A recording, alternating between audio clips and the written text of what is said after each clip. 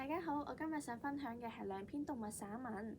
分別係白鵝同埋懶貓白太。呢兩篇文章雖然形容緊唔同嘅動物，但係都以細緻嘅筆觸去描寫動物嘅形象，又用唔同嘅寫作手法去增強感染力。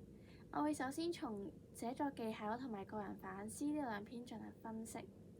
首先，兩篇文章都有用擬人嘅手法，令動物好似有人嘅性格同埋神態。喺白鵝入邊，白鵝被稱為鵝老爺，寫佢架子十足，又將鵝嘅高傲從容寫得活靈活現，讀起嚟又覺得生動有趣。喺懶貓白太就將貓比喻為懶散嘅大爺，用沙發懶得動彈呢啲嘅語句去將貓嘅慵懶姿態寫得非常之真，令到好似讀者真係好似見到一個懶貓就喺眼前面。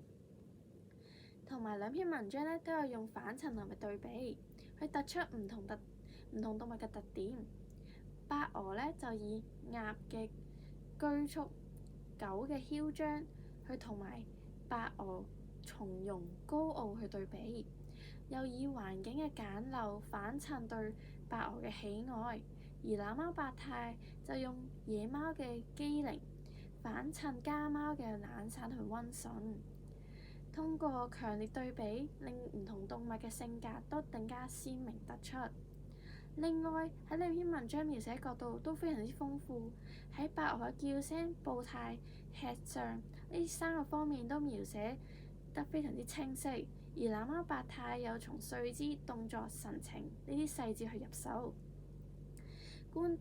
作者觀察細微，又令形象更加立體。兩篇文章都做到一個描寫生動、角度多變，令文章更有可讀性。最後就係我個人嘅反思啦。讀完呢兩篇文章，我學到其實寫作唔單止就要將事物寫出嚟，更加要善用修辭同埋描寫技巧，令到文字更有畫面、更有情感。無論係寫人、寫物，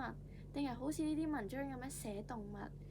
或者寫議論，都要觀察細緻、對比同埋擬人，會令到更加豐富、更加有說服力。呢次閱讀就令我明白，其實好嘅文章都係嚟自於生活、日常細心嘅觀察同埋技巧嘅運用。以後我都會將呢啲技巧、呢啲方法寫喺我嘅作文之中。以上就係我嘅閱讀彙報，多謝大家。